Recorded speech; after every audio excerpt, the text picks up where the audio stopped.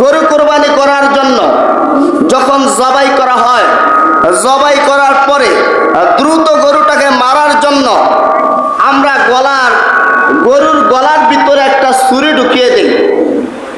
এটাকে বলা হয় স্পাইনাল কর্ড।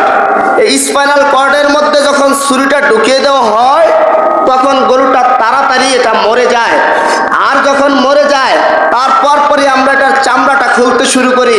চামড়াটা খোলার পরে তারপর দ্রুত কিভাবে গোশত আনবো ঘরে, এই চিন্তায় আমরা থাকি, ঠিক কিনা?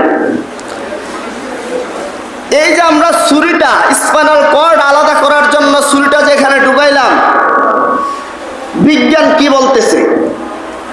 বিজ্ঞান বলতেছে একটা পশু জবাই করার জন্য যখন এটাকে জবাই করা হয়, জবাই করার পরে এটা 10 মিনিট 15 মিনিট বা 20 মিনিট পর স্বাভাবিকভাবে যদি তার 3টা রগ কাটা যায় গলার, তাহলে স্বাভাবিকভাবে এটা মারা যাবে। কিন্তু আমরা ভুলবশত আমরা ভিন্নভাবে একটা ছুরি ঢুকিয়ে দিয়ে তখন এই স্পাইনাল কর্ড আলাদা করার জন্য ছুরিটা ঢুকাইলে বিজ্ঞান বলছে এটা আর স্বাভাবিকভাবে মারা যায় না। এই পশুটা প্রথমে হার্ট অ্যাটাক করে, তারপর মারা যায়।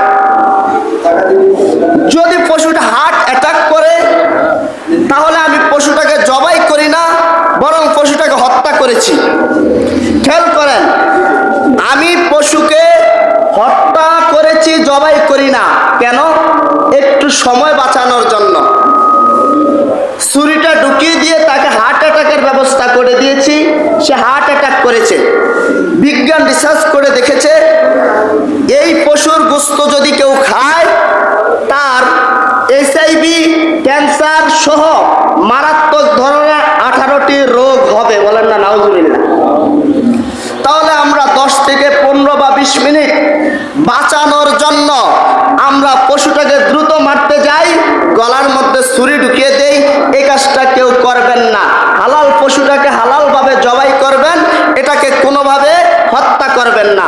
আল্লাহ পাক আমাদেরকে সুন্দরভাবে কুরবানি করার তৌফিক দান করুক। সকলে বলি আমিন।